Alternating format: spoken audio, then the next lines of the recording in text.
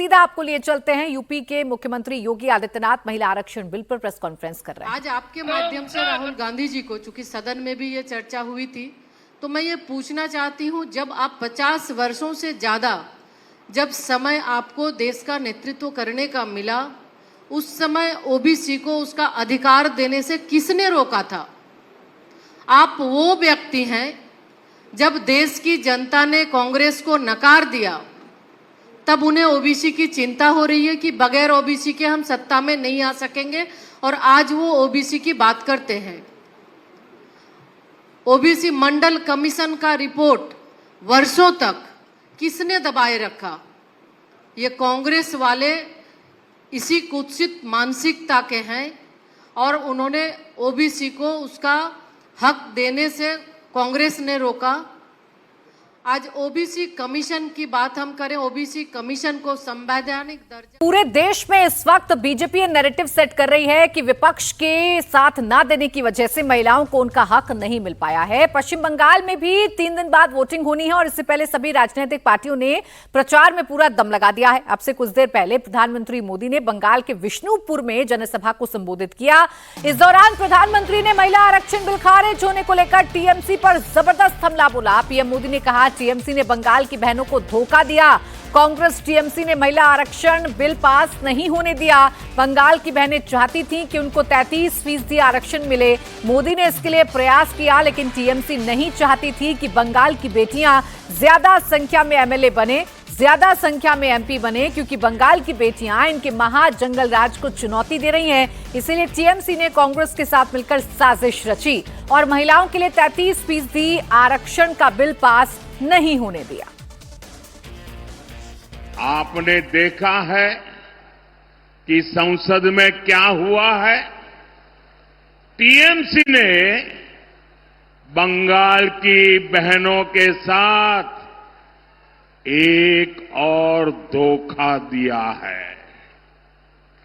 बंगाल की बहनें चाहती थी कि उनको 33% आरक्षण मिले। मोदी ने ये सुनिश्चित किया। बंगाल की बहनें चाहती थी कि ये 2029 से ही लागू हो। मोदी ने इसके लिए भी प्रयास किया, लेकिन टीएमसी नहीं चाहती थी कि बंगाल की बेटियां ज्यादा संख्या में एमएलए बने, ज्यादा संख्या में एमपी बने, क्योंकि बंगाल की बेटियां इनके महाजंगल राज को चुनौती दे रही है। इसलिए टीएमसी ने कांग्रेस के साथ मिलकर साजिश रची और इन्होंने महिलाओं के लिए 33% सीट का कानून नहीं बनने दिया। साथियों, ये वही टीएमसी है जो घुसपैठियों को लाभ देने के लिए हर कानून नियम तोड़ देती है। ये वही टीएमसी है जो धर्म के आधार पर आरक्षण देने में जुटी है, संविधान की भावनाओं का गला घूंटने में लगी हुई है। मैं माताओं बहनों से पूछना चाहता हूं, क्या टीएमसी को सजा मिलनी चाहिए कि नहीं मिलनी चाहिए? बहनों के अधिकारों को लूटने वाली टीएमसी को जाना चाहिए कि नहीं जाना चाहिए? टीएमसी को पक्की सजा होगी, पक्की सजा होगी। प्रधानमंत्री यही नहीं रुके, उन्होंने टीएमसी पर धर्म के आधार पर आरक्षण देने का आरोप भी लगा दिया। प्रधानमंत्री मोदी ने कहा, टीएमसी संविधान के विरुद्ध आरक्षण देना चाहती है। प्रधानमंत्री मोदी ने कहा कि आदिवासी विरोधी टीएमसी ने राष्ट्रपति का अपमान किया है। बैंक को संविधान के विरुद्ध आरक्षण देना चाहती है। कोलकाता हाईकोर्ट बार बार कह रहा है ये नहीं चलेगा, लेकिन महाजंगल राज ऐसा है कि ये कोर्ट की भी नहीं सुनते। महिलाओं के आरक्षण के लिए तो देश की संसद ने कानून बनाया है। अब समय आ गया है, देर नहीं होनी चाहिए, उसको बस लागू करना है। लेकिन टीएमसी को ये पसंद नहीं आ रहा है। मैं बंगाल की हर बहन बेटी से कहूंगा, अब टीएमसी को सजा देनी है, अब टीएमसी को बड़ी सजा देनी है। महाजंगल राज को महासजा मिलनी चाहिए। साथियों, आदिवासी बहनों बेटियों से तो टीएमसी बहुत नफरत करती है। बीजेपी ने देश को पहली आदिवासी महिला राष्ट्रपति दी, क्योंकि हम आदिवासी समाज को सशक्त करना चाहते हैं। लेकिन टीएमसी ने आदिवासी बेटी के सामने अपना कैंडिडेट उतार दिया था। जैसे नेहरू जी ने बाबा साहब आंबेडकर को पराजित करने के लिए उम्मीदवार उतारे थे, वैसे ही कांग्रेस टीएमसी ने आदिवासी राष्ट्रपति को पराजित करने के लिए बहुत बड़ा खेल खेला था। महिला आरक्षण से जुड़ा बिल लोकसभा में गिर गया है, लेकिन इस पर घमासान और तेज हो गया है। बीजेपी देश में कई जगहों पर सड़कों पर उतर चुकी है, तो पीएम मोदी ने राष्ट्र के नाम संबोधन में बिल संसद में पास नहीं होने पर महिलाओं से माफी भी मांगी है। और इसी सिलसिले में उत्तर प्रदेश के मुख्यमंत्री योगी आदित्यनाथ भी पीसी कर रहे हैं। सीधा आपको लिए चलते हैं। इंडी गठबंधन से जुड़े हुए सभी यूपीए के घटक दलों का रहा है उस आचरण पर आयोजित आज के इस विशेष प्रेस वार्ता के लिए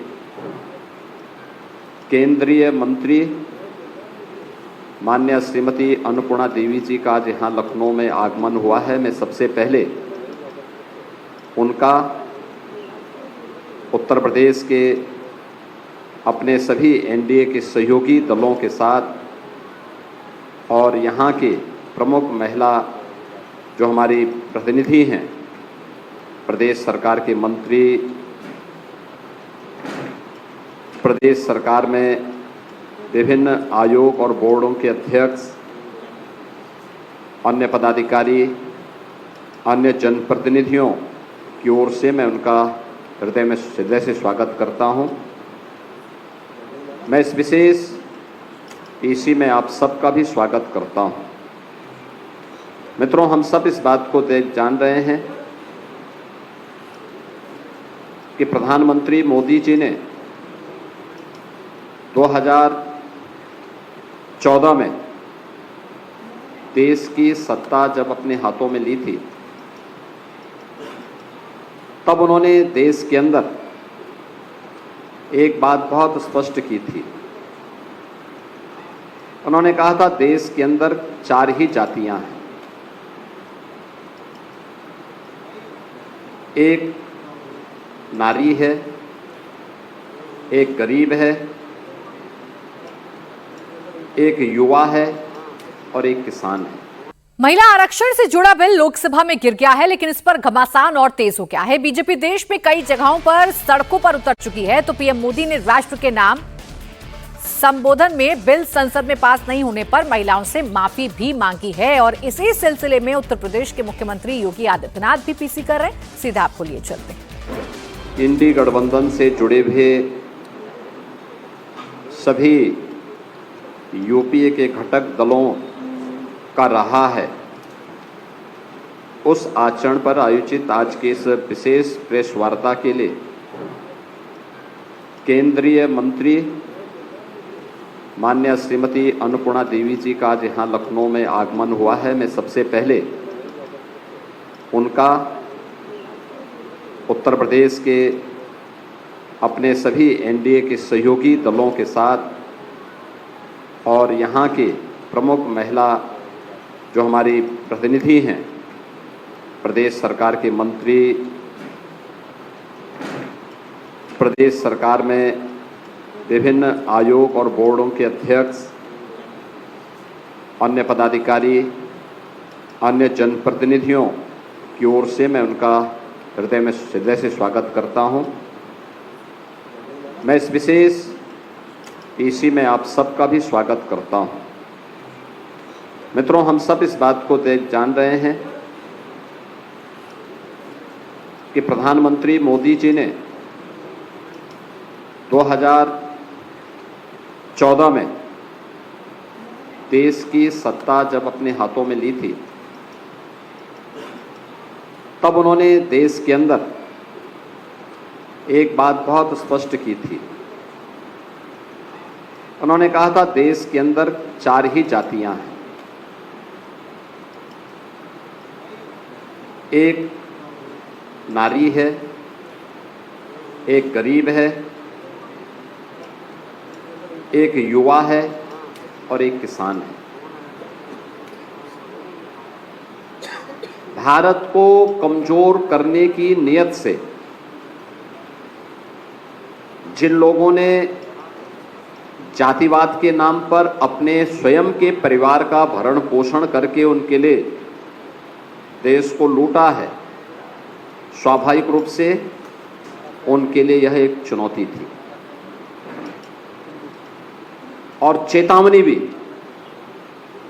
और इसीलिए उन्होंने हमेशा किसी भी ऐसे प्रोग्रेसिव कदम का जो प्रधानमंत्री मोदी जी के नेतृत्व में जब भी उठा है, कांग्रेस और उसके जितने भी पार्टनर हैं, उन सब ने हमेशा उस प्रोग्रेसिव सोच को और देश के हित के लिए उठाए जाने वाले कदम का विरोध करते रहे। आज के जो पीसी है, यह विशेष रूप से नारी शक्ति वंदन अधिनियम के दृष्टि से क्या कुछ हुआ और पब्लिक रिएक्शन क्या है, इसके बारे में आहूत की गई है। मित्रों, हम कह सकते हैं आधी आबादी के मन में विपक्ष के इस नारी विरोधी आचरण के बारे में भारी आक्रोश है और वह आक्रोश कांग्रेस और इंडी गठबंधन के सहयोगी दल Samajwadi party, RJD, TMC, DMK और अन्य उन दलों का जो इस पाप में भागीदार थे, उनके प्रति आधी आबादी के मन में यह आक्रोश आज देखने को मिल रहा है कि कैसे एक और प्रधानमंत्री जी के द्वारा उठाए जाने वाले एक एक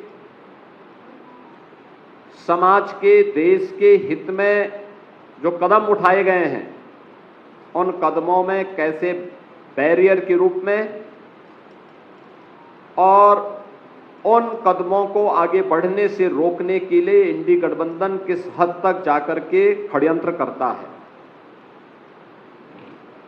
2023 में नारी शक्ति वंदन अधिनियम पारित हुआ था, लेकिन जब महिला संगठनों, सामाजिक संगठनों ने इस बात की मांग की कि यह अधिनियम 34 की बजाय 29 में लागू हो, तो उनकी मांग के अनुरूप प्रधानमंत्री जी ने सभी पक्षों से विचार विमर्श करने के उपरांत यूनियन गवर्नमेंट नारी शक्ति वंदन अधिनियम 2023 में आवश्यक संशोधन लेकर के आई। इसके लिए संसद का 16, 17, 18 को विशेष अधिवेशन भी हुआ। कुछ राज्यों ने इस बारे में मांग उठाई थी कि ऐसा न हो कि इसके माध्यम से उनके हक को कम कर दिया जाए। प्रधानमंत्री जी ने नारी शक्ति वंदन अधिनियम विधेयक 2023 में पारित करते समय तय किया था कि भाई किसी का हक नहीं छीना जाएगा। ये 33% आरक्षण जो हम अपनी माताओं बहनों को उपलब्ध करवा रहे हैं, इसके लिए इतनी अतिरिक्त सीट हम लोकसभा में और विधानसभा में बढ़ाएंगे। जब इधर ये बात चर्चा में आई कि दक्षिण भारत के राज्य मांग उठा रहे हैं कि साहब हमारा हक कम होगा, तो प्रधानमंत्री जी ने इस बात के लिए और माननीय गृह मंत्री जी ने भी इस बात के लिए आश्वस्त किया कि 2011 की जनगणना के अनुसार जो व्यवस्था है उसी के तहत जैसे अन्य राज्यों में, उत्तर के राज्यों में, पूरब के राज्यों में बढ़ेंगे, वैसे ही दक्षिण के राज्यों में भी वह अनुपात उसी अनुपात में ये बढ़ेगा। हक किसी का कम नहीं होना है, केवल एक ही इच्छा है कि सारा सदन मिलकर के भारत की नारी को सुरक्षा, सम्मान और स्वावलंबन के प्रतीक नारी शक्ति वंदन अधिनियम को इस संशोधन के साथ पारित करके 2029 में उनका अधिकार दे दे। लेकिन जो दृश्य वास्तव में सदन के अंदर इंडी गठबंधन का रहा है, Congress, Samajwadi party, TMC, DMK का रहा है, यह पूरी तरीके से एक बार उस दृश्य की ओर ध्यान आकर्षित करता है जो भरी सभा में द्रौपदी का चीर हरण जैसा दृश्य था। किस प्रकार की टिप्पणी और गैर जिम्मेदाराना टिप्पणियां विपक्ष के द्वारा की गई और किस प्रकार का आचरण किया गया, ये किसी से छुपा हुआ नहीं है। और इसीलिए मैं आज के इस माध्यम से बताना चाहता हूं कि इन सब आश्वासनों के बावजूद सर्वसम्मति से कार्य होता तो स्वाभाविक रूप से पूरे सदन को इसका श्रेय मिलता, नारी को उसका सम्मान, उनकी सुरक्षा और स्वावलंबन के लिए जो कदम उठाए जा रहे थे ये हक मिलता जो उसका स्वाभाविक अधिकार है। लेकिन इसमें जो बातें की गई, लोगों ने ऐसे मुद्दों को लाने का प्रयास किया, जैसे समाजवादी पार्टी ने उसमें मुद्दा छेड़ा कि इसमें मुस्लिम महिलाओं को आरक्षण क्यों नहीं मिल पा रहा है। देखो, ये संविधान की दुहाई देते हैं, लेकिन बाबा साहब भीमराव अंबेडकर की भावनाओं की प्रतिकूल आचरण इनका यहां पर भी देखने को मिला। याद करिए, जब भारत का संविधान निर्माण हो रहा था, उस समय संविधान निर्माण होते समय भी धर्म के आधार पर आरक्षण देने की मांग उठी थी। सर्वसम्मति से इसका वहां पर सभी पक्षों ने विरोध किया था। बाबा साहब भीमराव अंबेडकर ने इस पर बहुत तीखी टिप्पणी लिखी थी कि एक बार विभाजन हो गया है, भारत दूसरे विभाजन के लिए तैयार नहीं हो सकता। लोह पुरुष सरदार वल्लभ भाई पटेल ने विरोध किया।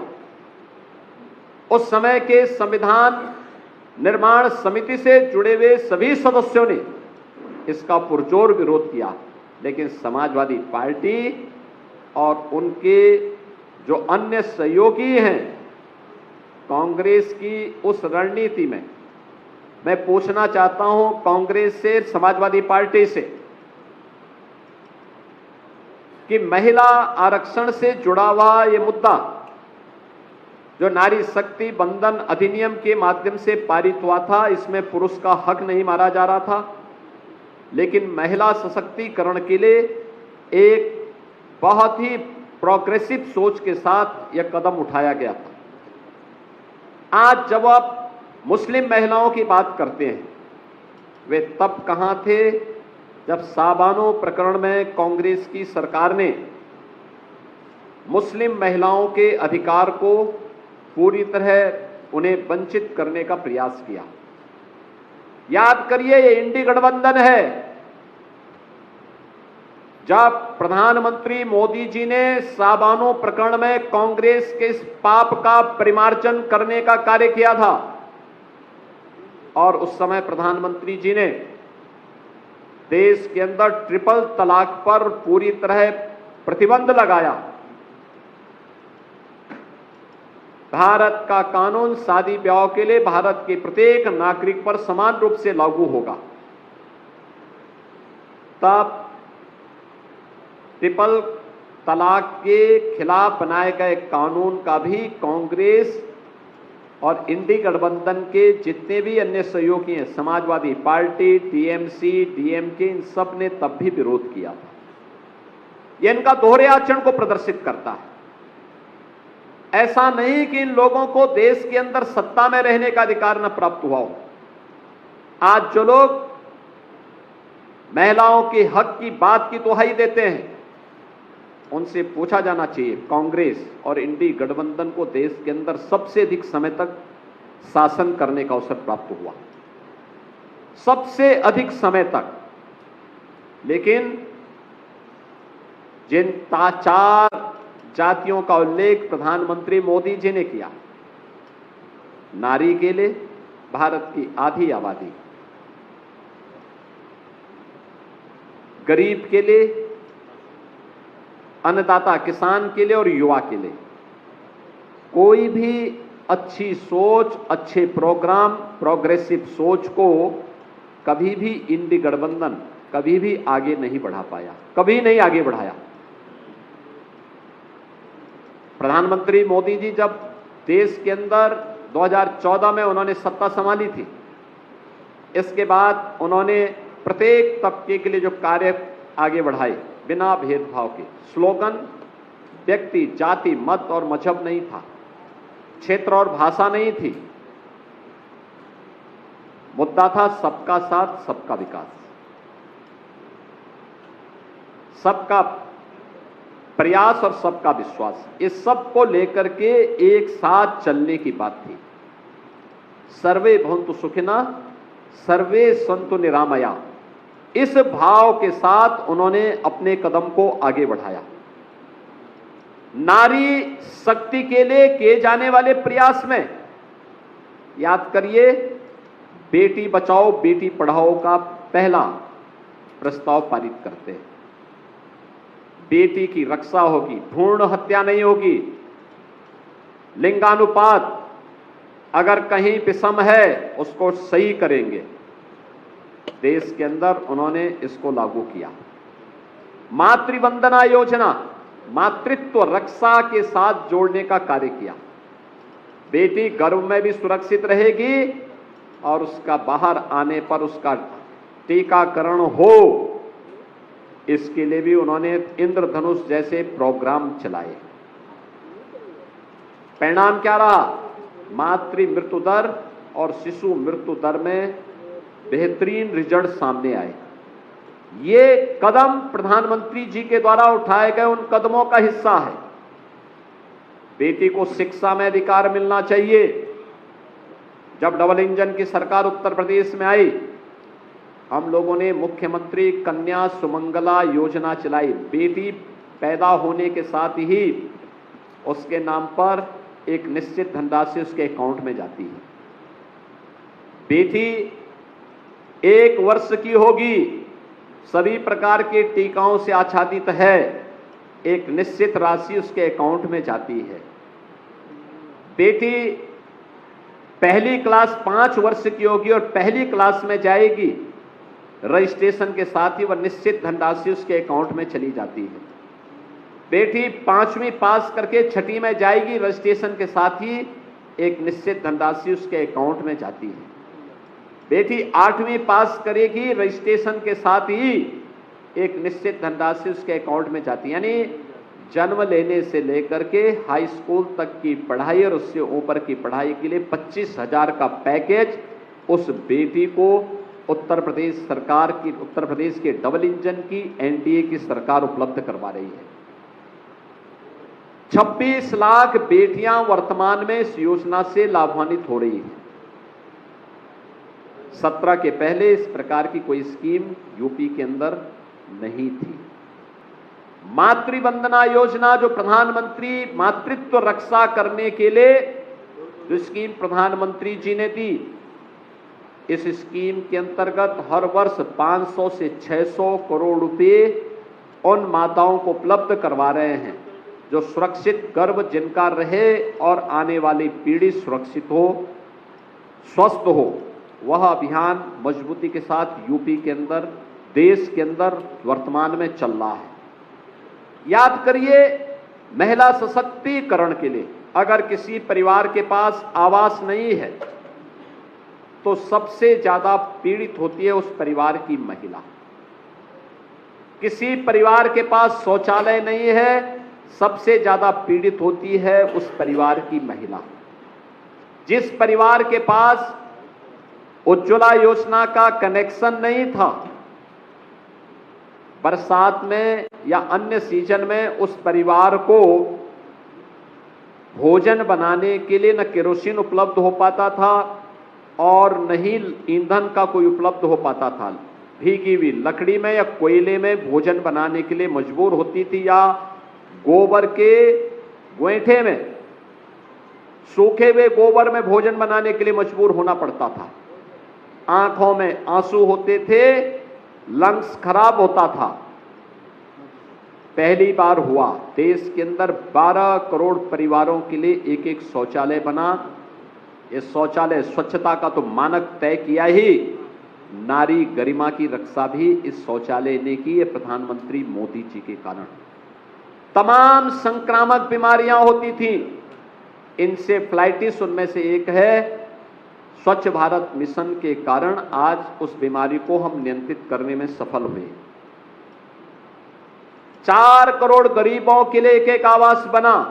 हर नारी अपने बच्चों को और अपने परिवार को एक सुरक्षित छत देने में सफल हो सकती है। यह प्रधानमंत्री आवास योजना के माध्यम से आज देखने को मिला है। उत्तर प्रदेश में 65 लाख लोगों को इस सुविधा का लाभ प्राप्त हुआ। 65 लाख गरीब परिवारों को इस सुविधा का लाभ प्राप्त हुआ है। इसी प्रकार से अगर आप देखेंगे, उज्ज्वला योजना में कनेक्शन, देश के अंदर 11 करोड़ परिवार इस योजना का लाभान्वित हुए हैं। और उत्तर प्रदेश के अंदर, देश के अंदर 11 करोड़, उत्तर प्रदेश के अंदर 1 करोड़ 90 लाख परिवार इस योजना से लाभान्वित हुए हैं। यानी लंग्स की बीमारी से भी मुक्ति, किसी भी सीजन में एलपीजी की समस्या नहीं होगी, इसकी भी गारंटी ये मोदी की गारंटी के तहत उन्हें उपलब्ध हो पाई। ऐसे ही घरौनी स्कीम के अंतर्गत जिस घर में, जहां पे किसी गरीब का घर ग्रामीण क्षेत्र में बनता था, वहां पे लगभग 95 से 98% लैंड एक ग्राम की आबादी की लैंड होती थी। किसी गरीब का घर उजड़ता था, दोबारा मकान नहीं बनाने दिया जाता था। दबंग लोग उस पे हावी होते थे। पहली बार भारत के इतिहास में हुआ है जब 3 करोड़ परिवारों को ग्रामीण अभिलेख, घर के अभिलेख उपलब्ध हुए हैं। उनमें से 1 करोड़ से ज्यादा लोगों को अकेले उत्तर प्रदेश के अंदर अभिलेख प्राप्त हुए प्रधानमंत्री मोदी जी के कारण। और ये जितने भी घरौनी दिए गए हैं, ये घर की महिला सदस्य के नाम पर दिए गए हैं।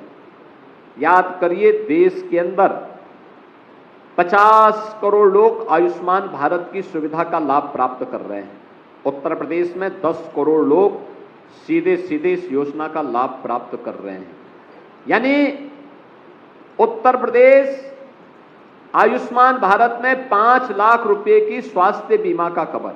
परिवार में कोई बीमार होता था, प्रताड़ित और पीड़ित महिला होती थी, लेकिन वो बेचारी जैसे तैसे कर्जा लेकर के या अपना जेवर गिरवी रख करके पहले की सरकारों में वह उपचार अपने परिवार के सदस्यों की कराती थी। आज 5 लाख का आयुष्मान भारत की गारंटी उसको मोदी जी की गारंटी के रूप में उपचार के लिए उपलब्ध हुआ है। ऐसे ही बेसिक शिक्षा परिषद में यूपी के अंदर 1 करोड़ 90 लाख बच्चों को 2 uniform, bag, book, shoes, socks, sweater, ये सभी उपलब्ध करवाने का कार्य डबल इंजन की सरकार उन्हें उपलब्ध करवा रही है। बेटी शादी योग्य हो गई है। मुख्यमंत्री सामूहिक विवाह योजना में बेटी की शादी के लिए 1 लाख रुपए देंगे। अब तक हम 6 लाख से अधिक बेटियों की शादी इस स्कीम के अंतर्गत कर चुके हैं। निराश्रित महिला पेंशन, वृद्धजनों के लिए, दिव्यांग जनों के लिए मिलने वाली पेंशन, किसी परिवार में दुर्भाग्य से कोई महिला निराश्रित हो जाती है, कोई महिला निराश्रित हो जाती है, बुजुर्ग हो जाती है, कोई पुरसा हाल नहीं था। आज मुझे बताते हुए प्रसन्नता है कि डबल इंजन की सरकार 1 करोड़ 6 लाख से अधिक निराश्रित महिलाओं, वृद्धजनों और दिव्यांग जनों को 12,000 रुपये सालाना पेंशन की सुविधा का लाभ उपलब्ध करवा रही है। यानी ये कदम वे हैं जो डबल इंजन सरकार के द्वारा उठाए गए वे कदम थे नारी गरिमा के लिए, नारी सुरक्षा के लिए, नारी सम्मान के लिए। उत्तर प्रदेश के अंदर पिछले 9 वर्ष के अंदर हम लोगों ने 9 लाख से अधिक सरकारी नौकरी उपलब्ध कराई है, जिनमें लगभग 1.25 लाख केवल बेटियां भर्ती हुई हैं। यूपी पुलिस 1947 से लेकर 2017 तक यूपी पुलिस में महिला कार्मिकों की संख्या मात्र 10,000 थी, और आज मुझे बताते हुए प्रसन्नता है कि यूपी पुलिस में महिला कार्मिकों की संख्या वर्तमान में 44,000 से अधिक है। ये संख्या बताती है महिला सुरक्षा, महिला सम्मान और महिला स्वावलंबन के लिए उठाए गए कदम। एसएचजी के माध्यम से प्रदेश में 1 करोड़ से अधिक महिलाएं आज आर्थिक स्वावलंबन के साथ जुड़ी हुई हैं। लखपति दीदी के माध्यम से आज वे आर्थिक स्वावलंबन का लाभ ले रही हैं। बीसी सखी के माध्यम से आज वे आर्थिक स्वावलंबन के साथ जुड़ करके लोगों के लिए प्रेरणा बनी हुई है।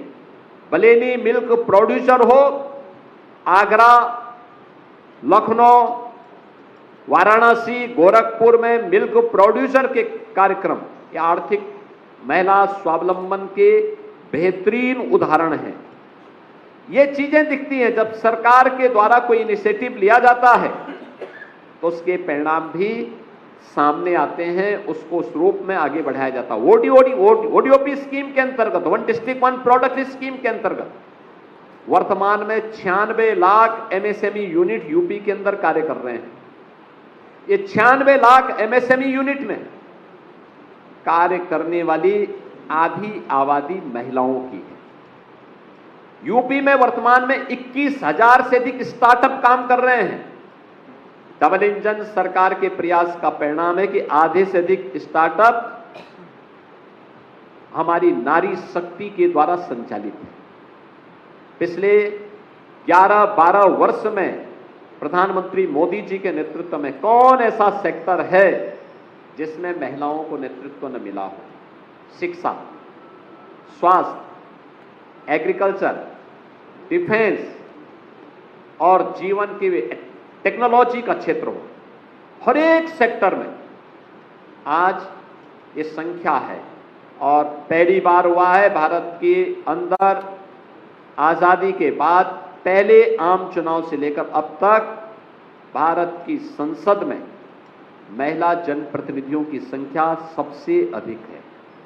ये संख्या वर्तमान में लगभग 15% है। 78 महिला एमपी वर्तमान में देश की संसद में हैं, लेकिन इस संख्या को 33 और 50% तक पहुंचाने के लिए प्रधानमंत्री मोदी जी की एक अभिनव जो प्रयास था, उस प्रयास में बैरियर बना है इंडी गठबंधन, Congress, Samajwadi party, RJD, TMC, DMK. मित्रों, इन दलों के पास अपने पाप के परिमार्जन का एक अवसर था। उत्तर प्रदेश में समाजवादी पार्टी को आप जब नाम लेते हैं तो यहां तो पहले से ही चर्चा होती है। देख सपाई बिटिया घबराई। यानी स्टेट गेस्ट हाउस कांड, इनके पास अपने उस पाप को धोने का एक अवसर था। इनको इस अधिनियम को पारित करने में अपना योगदान देना चाहिए था, लेकिन दुर्भाग्य है कि लोग बैरियर बने रहे और बैरियर बनकर के बस होने नहीं देना है, होने नहीं देना है। यानी सब कुछ इनको और इनके परिवार को मिले, किसी नारी को ना मिले, किसी गरीब को ना मिले, किसी युवा को ना मिले, किसी किसान को ना मिले। इनकी यही युक्ति रहती है और उसके लिए इनके हमेशा से यही प्रयास चल रहे हैं और इसीलिए ये लोग संसद की कार्रवाई में हमेशा बाधक बनते हैं। आज के इस अवसर पर हम प्रधानमंत्री जी के इस प्रयास के लिए उनका अभिनंदन करते हैं। उनके प्रयासों के लिए बिना रुके, बिना डिगे, बिना थके उनके नेतृत्व में देश जिस मजबूती के साथ आगे बढ़ रहा है और उसमें समाज के प्रत्येक तबके के लिए उन्होंने जो कार्य किए हैं और जो कदम बढ़ाए हैं, उत्तर प्रदेश आबादी का सबसे बड़ा राज्य होने के नाते पूरा उत्तर प्रदेश प्रधानमंत्री मोदी जी के साथ खड़ा है, उनका आभार व्यक्त करता है, उनका अभिनंदन करता है, उनके इस प्रयास की सराहना भी करता है। और इस अवसर पर उत्तर प्रदेश की नारी शक्ति के मन में जो आक्रोश है कांग्रेस और इंडी गठबंधन के प्रति, उनके कृत्यों के प्रति, उस आक्रोश में पूरा एनडीए एकजुट होकर के उत्तर प्रदेश की आधी आबादी के साथ खड़ा है। हम उनके साथ खड़े हैं। ये लगातार धरना प्रदर्शन आंदोलन प्रारंभ हुए हैं, लोकतांत्रिक तरीके से सारे कार्यक्रम चल रहे हैं। कांग्रेस को, समाजवादी पार्टी को और इंडी गठबंधन के अन्य दलों को, टीएमसी, डीएमके, इन सभी को आधी आबादी से माफी मांगनी चाहिए, अपने इस कृत्य के लिए माफी मांगनी चाहिए। उनका यह कृत्य अक्षम्य है। आधी आबादी उन्हें किसी भी स्थिति में उन्हें माफ नहीं करने वाली है और मैं देश भर की आधी आबादी से, सभी बहनों से, सभी बेटियों से इस बारे में अपील करूंगा। यह महिला विरोधी आचरण, नारी विरोधी आचरण वास्तव में विकास को अवरुद्ध करने का है। महिला जिन क्षेत्रों में आगे बढ़ी है, जब भी उसे आगे बढ़ने का अवसर प्राप्त हुआ है और उसके हाथ में लीडरशिप आई है, हम लोगों ने बहुत सारे रिफॉर्म वहां पर होते हुए देखे। शिक्षा के क्षेत्र में, स्वास्थ्य के क्षेत्र में, पोषण के क्षेत्र में, स्वावलंबन के क्षेत्र में ढेर सारे परिवर्तन वहां पर होते हुए दिखाई दिए। बहुत सारे सेक्टर ऐसे हैं जहां पर वे बेहतरीन करती हैं, अच्छा परफॉर्म करती हैं। यूपी का एमएसएमई सेक्टर हमारी नारी सशक्तिकरण का एक बेहतरीन उदाहरण है। उत्तर प्रदेश के अंदर नारी गरिमा के प्रतीक वे सभी सेक्टर बने हैं जहां पर वह बेहतरीन लीडरशिप दे सकती है और आज का यह अवसर उसी दृष्टि से अत्यंत महत्वपूर्ण है कि उनकी इस लीडरशिप को इंडी गठबंधन ने बाधित किया है, उसमें बैरियर बनी है। कांग्रेस और समाजवादी पार्टी और उनके अन्य सहयोगी दलों का यह कृत्य अक्षम्य है। भारत की नारी शक्ति कभी भी इसको स्वीकार नहीं करेगी, बर्दाश्त नहीं करेगी और इसके खिलाफ नारी शक्ति के द्वारा जो भी कदम उठाए जाएंगे, पूरा एनडीए गठबंधन उनके साथ खड़ा है। आज की प्रेस कॉन्फ्रेंस के माध्यम से हम सब इस बात के लिए उत्तर प्रदेश की अपनी सभी बहनों को, सभी बेटियों को इस बात के लिए आश्वस्त करते हैं कि उनके द्वारा जो भी कदम उठाए जाएंगे, हम उनके साथ में कदम से कदम मिला करके चलेंगे और उन्हें हर प्रकार का सपोर्ट देंगे, संबल देंगे। मैं आज के इस अवसर पर, आज की इस विशेष प्रेस कॉन्फ्रेंस में आप सब आए, दिल्ली से अपने व्यस्ततम समय से निकाल करके यहाँ पर केंद्रीय महिला और बाल विकास विभाग मंत्रालय की मंत्री माननीय अन्नपूर्णा देवी जी यहाँ पर आई हैं। मैं उनका हृदय से स्वागत करता हूँ और विश्वास दिलाता हूँ कि कांग्रेस और उनके सहयोगियों की इस प्रकार के कृत्य के खिलाफ नारी शक्ति जो भी कदम उठाएगी, पूरा एनडीए गठबंधन, जिसमें हमारे प्रदेश अध्यक्ष जी भी यहाँ पर आए हैं, अपना दल है, सुहेलदेव राजभर पार्टी, निषाद पार्टी, राष्ट्रीय लोक दल, ये सभी एनडीए के जितने भी हमारे सहयोगी हैं, सभी लोग आज यहाँ पर आए हैं। उत्तर प्रदेश सरकार की महिला और बाल विकास विभाग की मंत्री के साथ साथ हमारी महिला आयोग, महिला कल्याण निगम, महापौर, जनप्रतिनिधि के रूप में, लखनऊ की जनप्रतिनिधि के रूप में श्रीमती जयदेवी जी, ये सभी लोग महिला आरक्षण बिल को लेकर के जिस तरीके से विपक्ष ने विरोध किया है उस पर हमला बोलते हुए इंडी गठबंधन महिलाओं के विरोधी हैं। एनडीए आधी आबादी के साथ खड़ी है, जबकि विपक्ष ने इसका विरोध किया है। आधी आबादी से माफी मांगे इंडी गठबंधन, जिन्होंने इस बिल को गिरा दिया। इंडी गठबंधन महिलाओं के हक में रोड़ा पैदा करने की कोशिश कर रही है। एनडीए आधी आबादी के साथ खड़ी है और महिला आरक्षण बिल का विरोध करके जो विपक्ष है उसने सही नहीं किया, महिलाओं के साथ नाइंसाफी की है। और इस बीच पश्चिम बंगाल में चुनाव के बीच ईडी का एक्शन लगातार जारी है। आज ईडी की टीम सुबह सुबह कोलकाता पहुंची और कोलकाता के डिप्टी पुलिस कमिश्नर शांतनु बिस्वास के ठिकानों पर रेड की। डिप्टी पुलिस कमिश्नर शांतनु बिस्वास ने 3 ठिकानों पर छापेमारी चल रही है। इस वक्त ईडी की टीम फ्लैट में शांतनु बिस्वास से पूछताछ भी कर रही है। शांतनु बिस्वास लंबे समय तक कालीघाट पुलिस स्टेशन के इंचार्ज रह चुके हैं और इससे पहले कोयला घोटाले में उनको दिल्ली बुला करके उनसे पूछताछ भी हो चुकी है। साथ ही ईडी इन इंटरप्राइज एमडी जॉय खामदार के ठिकानों पर भी रेड इस वक्त कर रही है। तो ये 2 लोकेशंस आपको बता रहे हैं। शांतनु के फ्लैट पर ईडी की टीम वहां पर पहुंची हुई है, डॉक्यूमेंट्स खंगाले जा रहे हैं और साथ ही शांतनु से पूछताछ भी की जा रही है। डिप्टी पुलिस कमिश्नर के घर पर इस वक्त ईडी की टीम रेड कर रही है। और अब बात करेंगे यूपी के वाराणसी में झंडा लगाने को लेकर के हुए बवाल की, जहां पर वाराणसी के नैया गांव में एंट्री गेट पर भगवा झंडा हटा करके नीला झंडा लगाने को लेकर जमकर बवाल हुआ, जिसमें प्रदर्शन कर रहे लोगों ने पुलिस टीम पर पथराव कर दिया। भीड़ के पथराव में सारनाथ के एसीपी विदुष सक्सेना के सिर में चोट आई है। चोरापुर थाने के 2 दारोगा भी घायल हो गए। इस पूरे मामले में पुलिस ने एक्शन लेते हुए 11 नामजद और 50 अज्ञात लोगों पर एफआईआर दर्ज की, तो वहीं पुलिस ने 6 लोगों को हिरासत में लिया। ये इतना बढ़ गया, ये देखिए। ये देखिए पत्थर मार रहे हैं, पत्थर मार रहे हैं सब, पत्थर मार रहे हैं। हाँ, मारिए पत्थर ही। ये इतना बढ़ गया, ये देखिए। तो पुलिस की टीम ने पूछताछ शुरू कर दी है। गांव में एहतियातन 5 थानों की फोर्स और पीएससी के अलावा आरएएफ की टीम भी तैनात कर दी गई है ताकि माहौल ना बिगड़े। वाराणसी में भगवा झंडा हटा करके नीला झंडा लगाने पर शुक्रवार को बवाल हुआ था, जिसमें भीम आर्मी और श्रवण आर्मी से जुड़े हुए लोगों के बीच झड़प हो गई थी किसी बात को लेकर, जिसे आपसी सहमति मामला सुलझा लिया गया। लेकिन अगले दिन पुलिस की मौजूदगी में लोग गांव में शांति कायम करने को लेकर बातचीत कर रहे थे और इसी बीच हिंसक भीड़ ने पत्थरबाजी शुरू कर दी। पत्थर मार रहे हैं। हाँ, मारिए पत्थर ही। ये इतना बढ़ गया, ये देखिए। हाँ,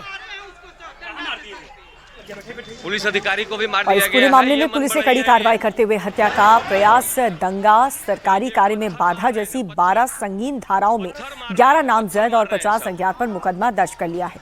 तो वहीं पुलिस ने 6 लोगों को हिरासत में लेकर के पूछताछ शुरू कर दी। बवाल के बाद पुलिस एक्शन के डर से गांव में सन्नाटा पसरा हुआ है।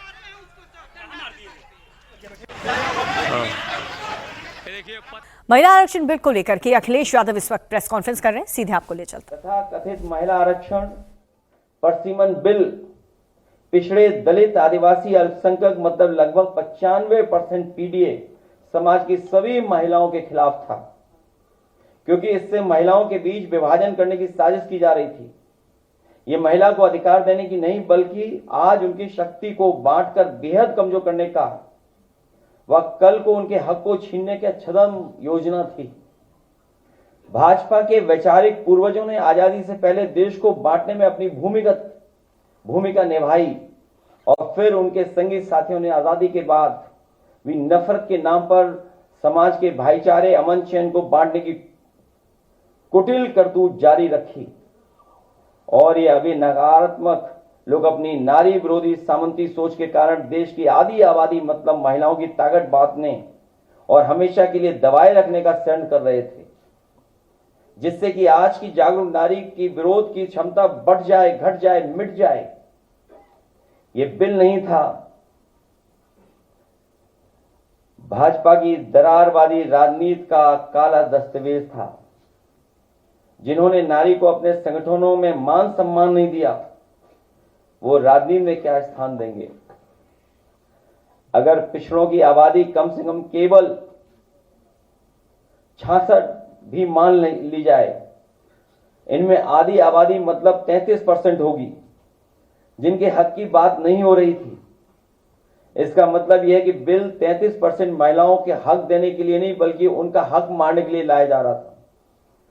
ये भाजपा और उनकी वर्चस्ववादी महिला विरोधी सामंती सोच की साजिश है, जिसका हम विरोध करते रहेंगे।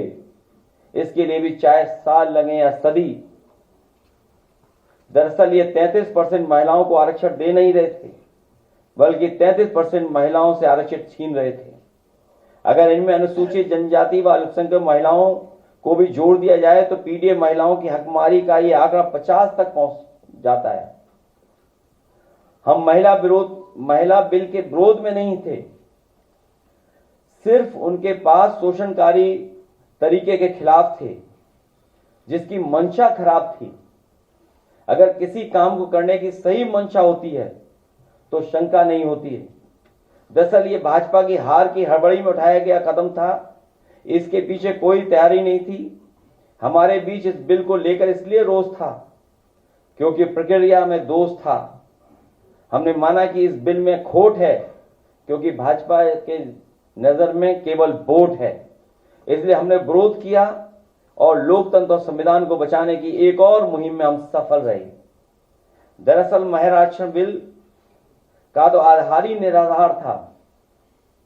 आरक्षण का आधार अगर कुल सीटों का 1/3 है तो इसका मतलब हुआ कि ये गणित का विषय है और गणित का आधार अंक होते हैं, ये संख्याएं होती हैं, कोई हवा हवाई बात नहीं। और इस तरह के मामले में संख्या का आधार जनसंख्या होता है, जिसका आधार जनगणना होती है। जब महिलाओं की जनसंख्या के लिए 2011 के पुराने आंकड़ों को आधार बनाएंगे तो महिला आरक्षण की आधार भूमि ही गलत होगी। जब भूमि में ही दोष होगा तो सच्ची फसल कैसे उगेगी। इसलिए हमने कहा जब गिनती ही गलत होगी तो आरक्षण कैसे सही होगा। ये संशोधन के नाम पर जो जल्दीबाजी दिखा रहे थे, दरअसल उसके पीछे भाजपाइयों की मंशा ये थी कि जनगणना न करनी पड़े, क्योंकि जनगणना हुई तो जातिवार आंकड़े भी देने पड़ेंगे और जातिवार आंकड़े भी देने पड़ेंगे और जातिवार आरक्षण भी देना पड़ेगा। ये भाजपा का एक बहुत बड़ा षड्यंत्र था, जिसमें जनगणना आधारित प्रसीमन को नकार कर पिछड़ी दलित, अल्पसंख्यक व आदिवासी महिलाओं का अधिकार लूटे जाने की गुप्त योजना थी। आज जब हर तरह से महिलाओं के शोषण की खबरें आ रही हैं, ऐसे में महिलाओं को तत्कालिक रक्षण और संरक्षण की आवश्यकता है। इस बड़ी मांग से ध्यान भटकाने के लिए और अपने को महिलाओं का हितैषी साबित करने के लिए भाजपा ये आधा अधूरा महिला आरक्षण बिल लाने का नाटक कर रही थी। इस महिला आरक्षण बिल के साथ थे, लेकिन परसीमन के नाम पर की जा रही जल्दीबाजी के खिलाफ थे। दरअसल ये भाजपा को सामने दिख रही अपनी जमानत जब्त हार की हड़बड़ी में उठाया गया कदम था। इसके पीछे कोई तैयारी नहीं थी। इसलिए हमारी सबसे बड़ी आपत्ति यही रही कि पहले जनगणना कराई जाए, फिर महिला आरक्षण की बात उठाई जाए। जो सरकार महिलाओं को गिनना नहीं चाहती, वो भला उन्हें आरक्षण क्या देगी। महिलाओं के साथ भाजपा और उनके संगी साथियों जो धोखा करना चाहते थे, महिलाओं के साथ वो छलावा हम नहीं होने देंगे। ये महिला सशक्तिकरण की बजाय तुष्टीकरण का कोशिश है। सबसे पहली बात तो महिला के अधिकार की होनी चाहिए और आरक्षण को उसका जरिया मानना चाहिए। अगर जरिया ही गलत होगा तो परिणाम कैसे सही होगा? हम कह सकते हैं कि महिला आरक्षण की खामियां आखिरकार महिला अधिकार की खामियां साबित होंगी, क्योंकि नियत चुनावी रणनीति के फायदा उठाने का था, ना कि महिलाओं को सच्चा प्रतिनिधित्व देने की। इसलिए ये कभी सही साबित नहीं होता। प्रधान पति की तरह सांसद पति की अवधारणा भी चल निकलती। सच तो यह है कि आखिरकार महिला आरक्षण राजनीतिक दिखावा ही साबित होता, क्योंकि प्रधानमंत्री नरेंद्र मोदी जिस तरीके से कल उन्होंने विरोध किया था विपक्ष की इस हरकत का, जो उन्होंने बिल को गिराने के लिए किया,